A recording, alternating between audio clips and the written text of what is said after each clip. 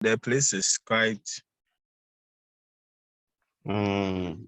Okay, so we wanted to look at dealing with uncertainty. And yesterday, when I saw your post, I was thinking about it. That's when I left that comment about if there are a few things that you can do and excel and do them well. So find those things and do them. How do you know for sure that if I commit my whole life to these few things, I'm going to end up where I want to end up? Because you're not certain it's going to actually be those things that you are going to do well at. And so how do you even come to the understanding that yes, we don't know what will happen tomorrow. That's for sure. That's a mystery that no one has decoded yet. And so how do we approach personally our own life? I want to do this. I want to get a degree. I want to start a business. I want to get married. How do we reconcile the fact that we don't know that any decision we make will either end well or not too well? How do we approach that and still go ahead to live life? Yes, I think the first step towards solving any problem, no matter the form it takes, is to accept that there is a problem. Because it's only in accepting that probably you have some constraints. It's in only that way that you can end up, finding solutions. But we have those who think, oh, there is no problem. And it's in accepting that once you get to the point of acceptance, you create the space to learn. Like you are able to, how should I even put it? You are able to understand that there is this gap out there, which you've not yet been able to have an access to when it comes to the answers. And so in accepting who you are and then accepting that there's a problem external to you, that is how you can actually create the space of finding the solutions. Because then once you've accepted the gap or whatever it is, you are then able to open up to others who might bring in suggestions or solutions to the very problem you fixated your eyes on. So I think the number one step is to actually accept that things will not necessarily go our way and that we can actually put in the effort, giving our best, and yet things will go bad. And I think that is the problem we have in our times. Like, we are so entitled. We are entitled to the point of even wanting nature itself to bend its rules to favor us.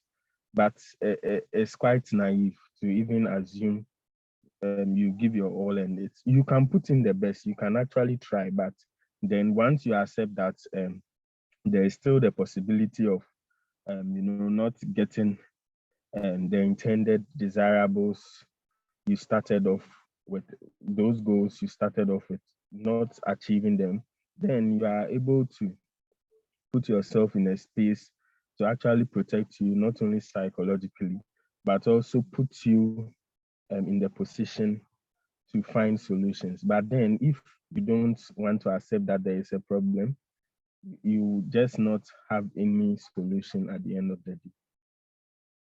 So for me, it's always acceptance. And it actually makes it seem as though, once you accept, then it makes you a nihilist. But it doesn't have to be that. You just, life, the whole point is to accept life as, an embodiment of the good and the evil. And then once you're able to accept that, when you find yourself in a situation you can deem evil, there's still salvation because you've already accepted that problem from the start.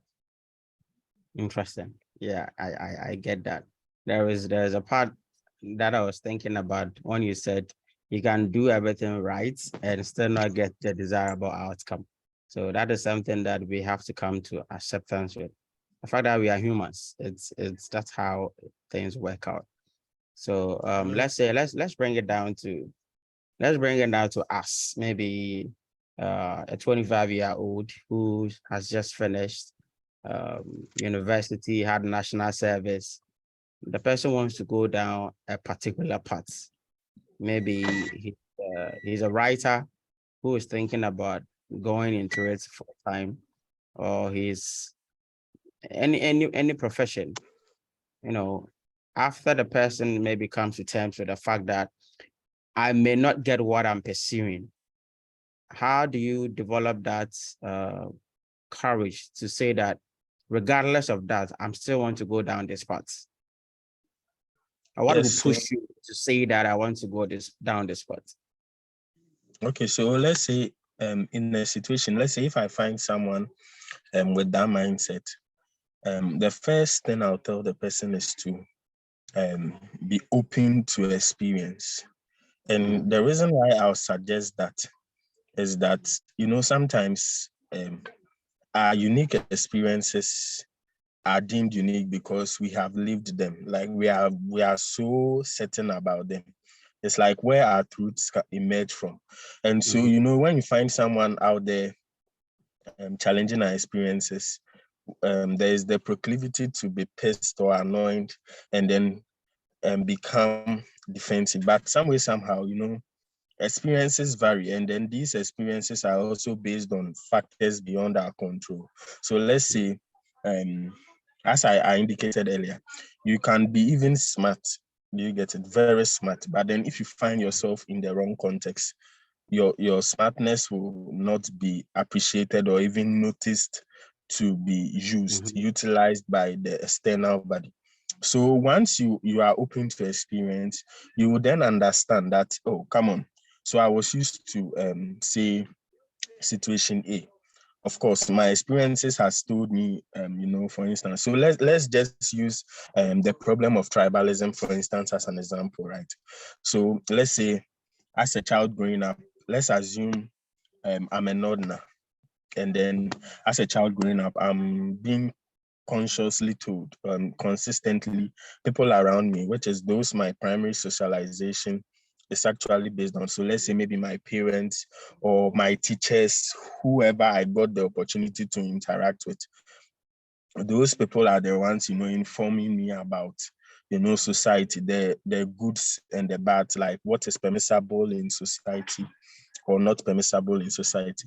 So let's say if these people actually inculcate into me the idea that any other person hailing from any other tribe is to use evil will be too I'll be exaggerating too much if I use evil, but like we have these stereotypes we attach to each and every tribe. So there's the proclivity to say assume a northerner. Yes, say northerners in Tiasema say they are difficult. So there's that assumption. Then we also have those who might say that, oh, come on, Ashantis are too proud. Then these things are in society. The only way to escape that, because you realize that if you if someone sees you and then goes straight with the stereotype, if someone sees you and then wants to perceive you by virtue of the group you come from, you realize that what makes you unique vanishes. You are no longer dealing with the individual in question. You are dealing with an abstract concept attached to the individual in question. And that actually brings a lot of problems. It brings misunderstandings, and even much of the conflicts that exist are due to misinformation by people misinterpreting themselves. But then once you open yourself to experience, as I indicated earlier, you can then give yourself the opportunity to know that maybe, just maybe, your experiences is not untrue, not that your experiences are unreal, but that is a fragment of a complex jigsaw. And so you get the opportunity to say, oh, okay, so I learned ABCD from my personal experience, but it doesn't mean that those details I learned from my personal experience should automatically translate into truth within each and every context you find yourself in. So let's say, for instance, a method of a way of solving a particular problem might be useless in another context. Let me see if I can find an example to explain something like that. So let's say, okay, so we can actually look at political systems, because some way, somehow, we are always affected by the politics around us. So let's say the assumption, someone can easily go out there and say that dictatorship is wrong. You get it. Right. Statements like that are absolute in nature. It is actually true, but there are times where dictatorship can be correct, and those times are usually, times of, you are dealing with an emergency, and the more it's as though the more you waste time, the more people are dying. So then at that point in time, you have to at least make a decision as fast as possible, and then to ensure that lives are saved. So let's say if you start off with the assumption that dictatorship is wrong, and you don't get the context of the lives dying and people passing out and the rest. Let's say we are dealing with an epidemic, right? And then people are dying. Then you are saying that you want to actually interrogate each and every one before you arrive at a plan and then even make a decision. You get it. At the end of the day, if you are not able to work within the time frame, Mhm. permissible time frame, you will end up causing more casualties than um, the very problem you intended to solve. I don't know if you get me. So then Yeah. you must actually be situational in your approach. You have to be situational in your approach. You have to actually relax and then ask yourself, okay, so this problem I found, fine, I have my experiences, but my experiences are not absolute. They are absolute to me, but unfortunately, they are not absolute once I find myself in a context that is not related to my personal experiences. And so I'm supposed to actually assimilate myself in the cultures I found myself in. And in that way, you give yourself the opportunity to learn from others. Because then once you understand that, oh, your experiences are not absolute, you create the space. It naturally happens that if someone brings is giving a difference in opinion, you are not going to be pissed and annoyed and then prevent yourself from benefiting from the wisdom, probable wisdom the person might bestow on you.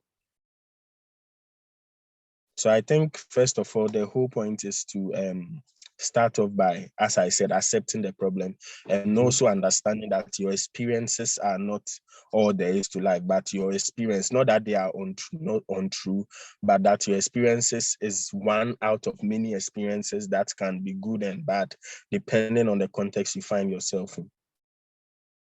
So for a young student going out there, fine, you have your convictions, but some way, somehow, as I said, there is more to reality than your personal experiences. So once you have it at the back of your mind that, oh, number one, I'm accepting that things can go wrong. Number two, I'm also accepting that what I think can be wrong. Then you test this particular method. If it doesn't work, you can easily shift to another method without losing yourself because you've already accepted the possible outcomes, like which are also negative. So once you are actually assessing the success of whatever you've embarked on, you also factor in the possibility of failure, and then in case failure comes, how you deal with it, rather than just assuming that, oh, what I've been taught or what my parents or those around me taught me is bound to be the truth. Because of course, them too, there are some, they have their flaws. They also get to experience only something limited.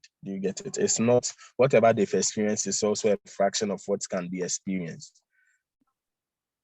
Right. So yeah, I think Mm. those two are accepting and then accepting that things can go wrong, and also understanding that whatever can, if even useful, might not be useful in a different context. Wow. Wow. Okay. So it means that it is okay to be uncertain. It is not out of place to feel like you're not sure of what will happen. But Yes, it's then, only natural. It's even natural to be uncertain mm, because to set, there's even nothing like certainty. I can make the argument that there is nothing like certainty. There are probabilities of certainty, but to be really sure, that as I was saying, you can give in your best. You can even train. You can follow all the procedures required for success, and then some way somehow, if you okay, let's use this as an example. You see now in Ghana, bonds are being threatened. You get it? People even, they've lived their life. They were told to save. They were told to invest. They were told to do this Resilience. and that. They've done it in some way, somehow. Context, something as external as COVID or whatever, is now used as an excuse to prevent them from getting their due. And so you realize that they followed the advice, but something beyond them came in and then has actually disrupted it. So with someone like that, the person is only going to lose hope if the person kept all their eggs into that particular business venture or investment idea. And it happens to be so if also the person didn't make arrangements by accepting that, oh, come on, I'm advised to invest, but it doesn't mean I should actually channel all the investments into bonds. Like I should also probably build and rent or something like that. But if you decide to, I'm not actually justifying, I'm not trying to say that they've made the wrong decision, because actually at the time they made the decision, it seemed the best. But no matter what, you should have it at the back of your mind that things can go wrong. Once you have that at the back of your mind, when things go wrong, you will not panic. You'll be calm and you'll still be able to, find a way to deal with the problem. Right. So we shouldn't think in an either or manner. Like we shouldn't assume, oh, come on, just because I've decided to be a musician or just because I've decided to be a pilot, no matter what, I must be a pilot. I should understand that, oh, yes, relentless determination is important, it's needed. But in case it doesn't happen, I shouldn't be down enough to, I shouldn't be so depressed to even be my own salvation. I don't know if you get where I'm coming from. Yeah. You should still be able to lift yourself up in situations like that. Right. So I just wanted to add, you don't have to box yourself in to a point where you have, even the experiences you gather along the way, you can apply it anywhere else. Because if you're really committed to going down a path, maybe you want to become something, a musician, but you find out that you could suffer the worst of the worst, a throat cancer. It's possible. And life throws at us different things. What do you then do? You can become a music teacher. But if you are not, if you are so keen on that thing, that side of the vision or whatever you want to do, then it becomes difficult to navigate. So one of the things that I believe is that life has difficulties. And one of them is what to do when you fail.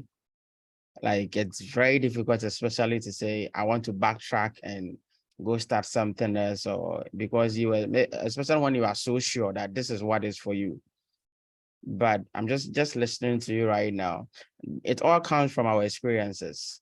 Like I have my own experiences, what makes me believe that I should be able to do this. Like I am so dead sure that this is something I should accomplish for myself. But then I just checked my timeline, my calendar, and realized that, nah, this is not working for me. So along the path, when I find that what I committed to is not giving me the results I anticipated, how do I navigate that? Because that is when most people give up. When the effort is not yielding the results they intended, when they see other people doing well in other ventures, and theirs seem to be going slow, and this is something that they have committed themselves to. At that point, even when it comes to that realization of I'm not getting what I thought I would get, how do you navigate along that path? So we are saying that when you find yourself in a situation, you've actually given, you've tried your best, and the outcome is still the outcome still turns out to be bad. How do you get yourself your way around it? So first of all, you they put it this way: whatever outcome you have, it's never failure. If let's say you do something and then you realize at the end of the day it doesn't work, you've probably learned one of the ways that thing in itself will not work. And so you can actually take and go like, oh, okay, so next time I'm not supposed to do this, and then you retry again. I don't know if you get where I'm coming from. So it depends on your orientation. And while I'm, you see, last I sounded as though I was against Beckley's essay. How is it called? The to be is to perceive. Mm-hmm. Yeah, and it is how should I put this? So what you think is what you are, but not in the literal sense.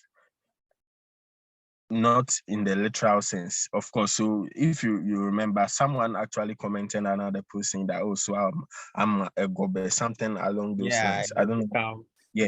a bowl of Yes. gobe. If If you I look at, think about it long enough. yes. So what you are, what you believe is what you are is true in the sense that if you have, if you want to see negative things, all you see is a negative outcome. You just, all you need to do is to think in that way. And then let's say if you meet a human being, a random person out there, and you want to look for something negative, you always find something negative, because we as beings, we are never perfect. We are not made perfect. We are not perfect. So then there is the proclivity. If you also want to see something positive, you will see something positive. Mhm. So then there becomes the threat of saying that, oh, if you always see the good in people, you will be taken advantage of. That one is there. And then if you also always see the evil in people, you would also not you prevent yourself from learning from people who might seem to be evil, but can actually find answers to a problem you are facing. But the only way to save yourself from the left and the right, like as in perceiving everyone to be good or perceiving everyone to be bad, is to be open to experience, as I stated earlier, and then allow yourself to learn. Don't because sometimes the variables are just too many. We see what we have to see. The variables are just the variables of a particular situation is just too many. And this thing is even yesterday I was reading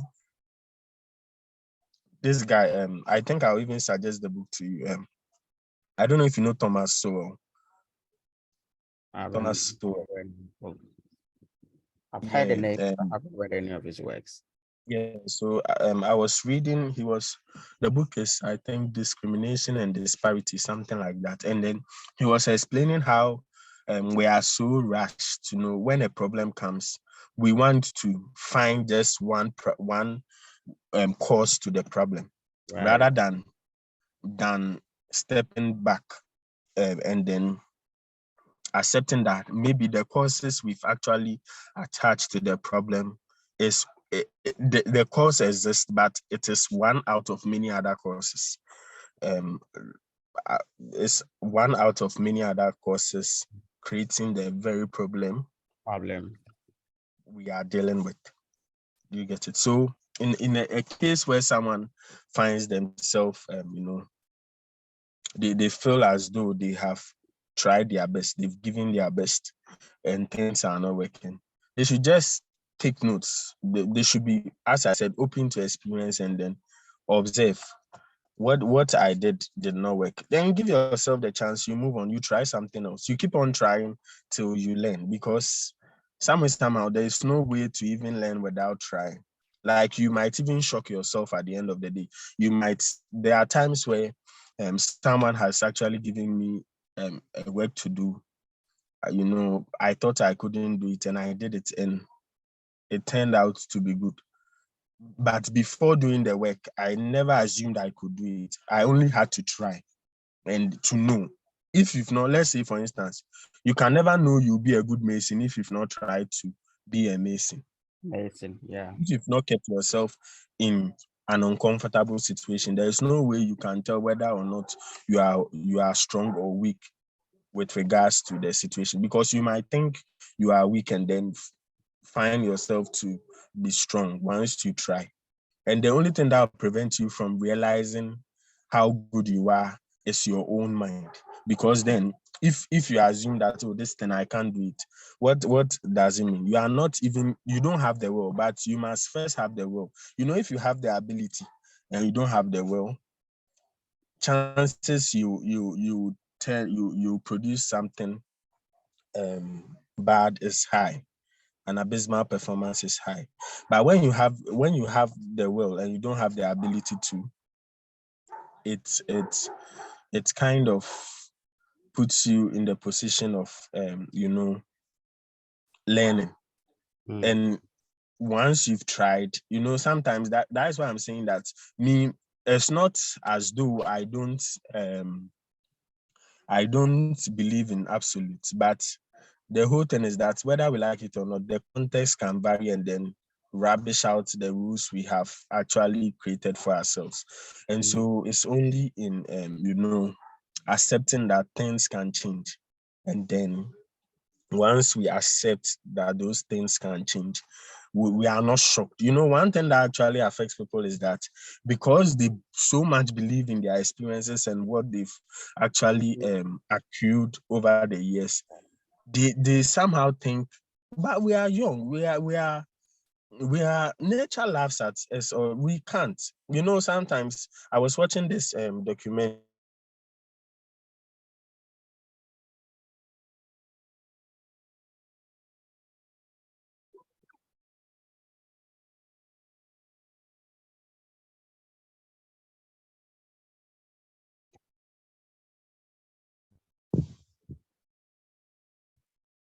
Yes, so we can pick up on more and stuff.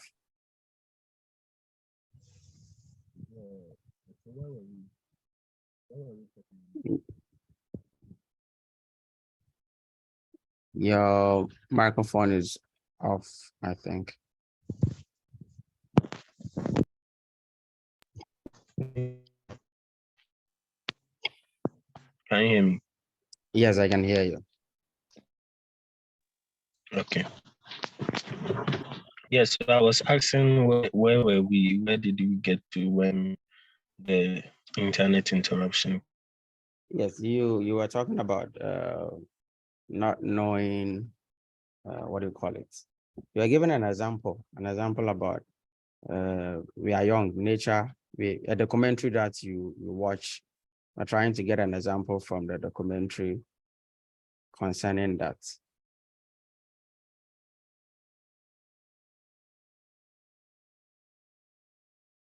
Okay. Yeah, so I was saying that we perceive ourselves to be the smartest, or the thinking species. We as a species, I mean Homo sapiens, human beings, we think we are the best, but there are things that animals can know and understand merely by instincts. That are wisdom or intellectual prowess might take let's say even a century to discover. Discover. So yes, so the let's say the documentary I was talking about showed the CCTV camera recorded cats, going helter skelter. Like you could see that the cats were suspecting something negative will happen, and then some few minutes later, um, an earthquake broke. I think it was in Japan or so. But at least Japan has scientists, very good scientists who could have known and then pre-informed. But somehow they did not.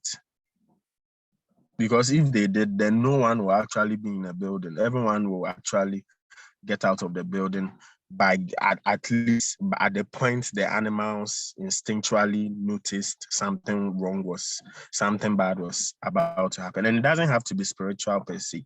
But all I'm saying is that maybe the animal has a particular sense we don't have. And that is why I was stating earlier that you should actually create a space.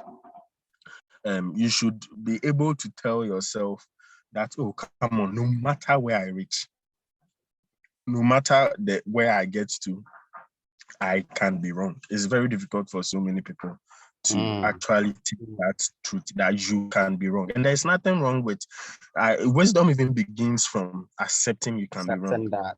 Mm. Yes, I think Socrates is popular for that. To know is to know you don't know. Right. And of course, I know one of your favorite Right. characters, Jon Snow. He's been noted for actually, speaking on the same Socratic message throughout the show. So, like, once you accept, we take ourselves too seriously, and we just have to reduce it a bit so that when things don't go our way, we will still be strong enough to face the problems as they come. Yeah. And even when there's no solution, of course, you've already accepted that, Mm-hmm. things are not bound to go your way. The universe or the world is not going to bend to, like, nature is not going to change to suit your, it's even arrogant to assume that, oh, because I want A, I I was will just get it. coming to that. Like, just as listening to you talk, I just think it's arrogance to think that you should know something for sure. Like, it's to think that something has to happen because it's you. Like, yes, you are unique, but you are just another person. And Yes. just like another entity or species in the universe, which is a vast one. So I think sometimes we overplay our importance in this whole cosmos.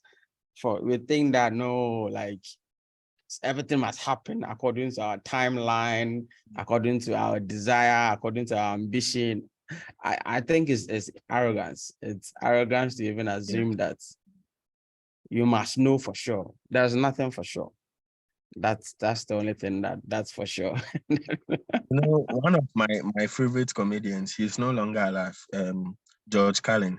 For him, he Mm. even perceives human endeavors as a great comedy. So to protect himself, he detached his debt. So let me speak in the past tense. So he placed himself in a position to observe every societal issue as some drama, some form of drama.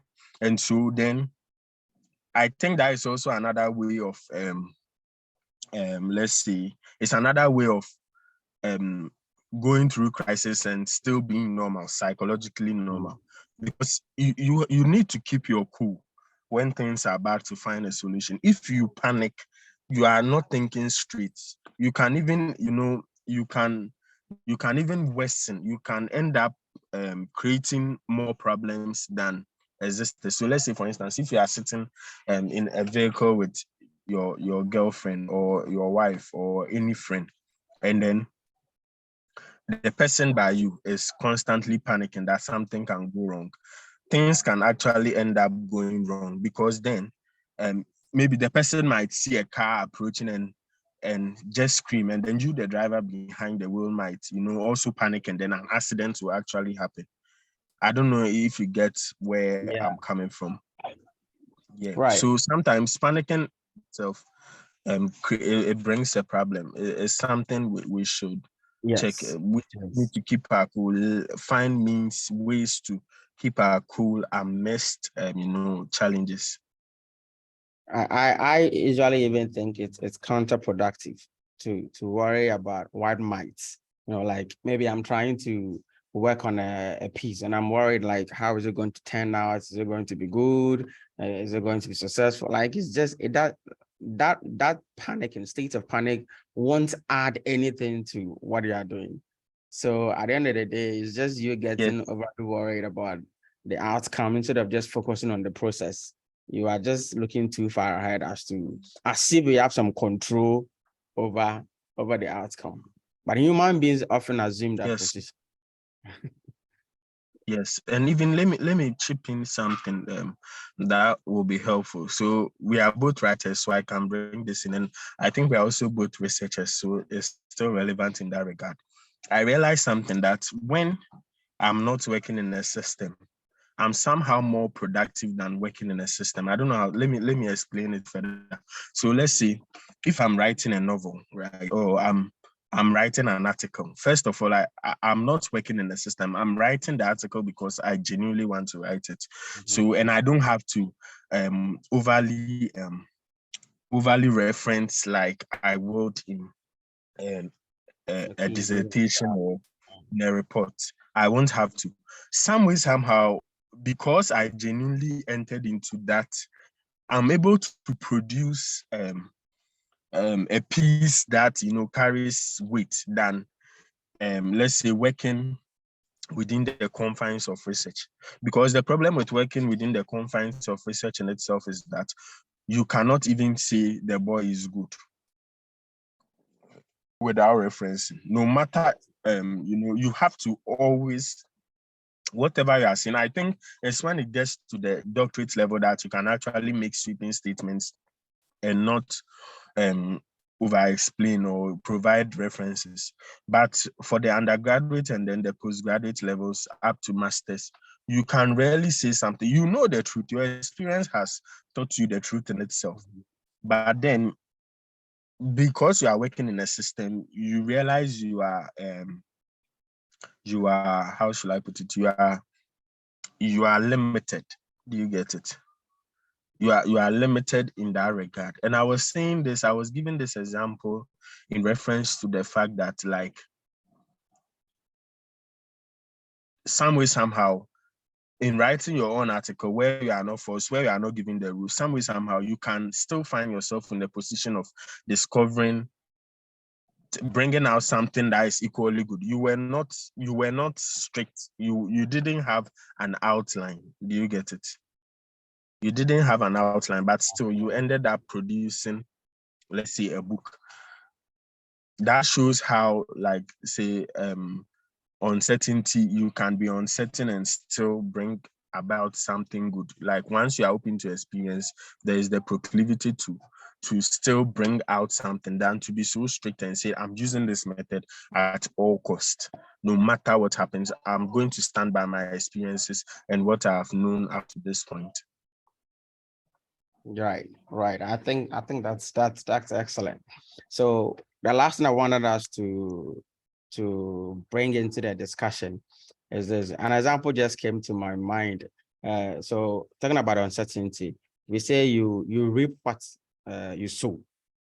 That is something that a universal, let me say, principle that is acceptable in a lot of confines, the religious circles. It's works in the business. It means what you put in is what you get, and that has been the mantra for a lot of maybe institutions, like I'm trying to point out.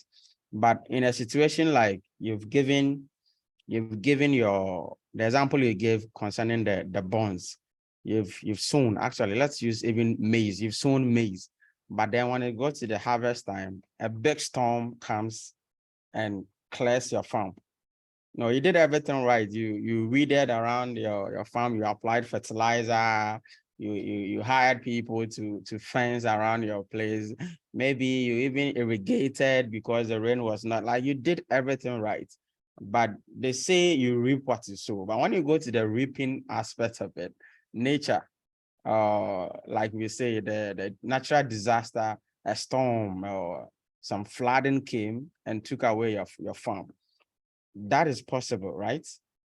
And based on that premise, if that is possible, then why should I plant if it's possible that at the end of the day, a big storm can take away my farm? Because if you are thinking about that, let's tie that into, wrap it up here. If it's possible that you may do everything right and still end up losing everything that you've invested in, then why should I even, put in all the work? I would say, let me say this first because I have a little Check a microphone for me, Dan. Can you hear me now? Not yet. Can you? Can you hear me now? Can you hear me now? No, yeah, your volume is not coming. Your microphone is not coming.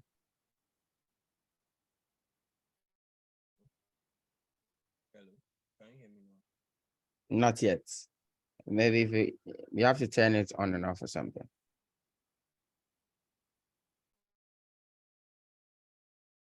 Okay, so I was saying that I'll say this as yes. So I'll simply say that um, to not to encourage someone to still try in spite of the possibility of failing. Um, I will simply tell the person this that the possibility of failing creates the that same possibility of failure creates the space for lack. I don't know if you get it. Like lack is also an issue of possibility. And so you are trying, you are not trying, you are you the insight to having the awareness that things can go wrong is not supposed to paralyze you. It's rather supposed to make you strong in case things go wrong. That is the point because things can also go right, and that is how we decide to get into a business venture. But there is also the reality that things can go wrong. So that because we are not, it's not as though the journey ends at a point. You are continuously chasing something till you die or life is taken from you. So the whole point is that the same perception that allows you to accept the possibility of failure is the same perception that should allow you to perceive, to also accept the possibility of luck or the possibility of success. And it's helpful because once you accept the possibility of success and it doesn't, the outcome doesn't translate into something successful, you've already inculcated in your mind that things can go wrong and you'll be strong and then you decide to move forward in that regard. Right, right. It's important. So it's actually prepares you to be ready for when the worst happens and to accept when the best happens. So I think it's very important that way. Yeah, it's been yes, it's been fun. I have learned a lot myself. One interesting thing about what we do with these things is that we can decide after we are done whether we want to share it with with the world or we want to keep it to ourselves. So hopefully in the future, what we intend to do is to invite other people to join us on Zoom to listen in or ask questions or make contributions. But for now, we will see how the video turns out or the conversation turns out when we look at the recording, and if we want to share on Facebook, we will do that. But it's been a fruitful discussion. I believe that we picked something important. I want us to give a summary. Let's give us a summary of the things we've discussed, maybe in the next 3 or 5 minutes.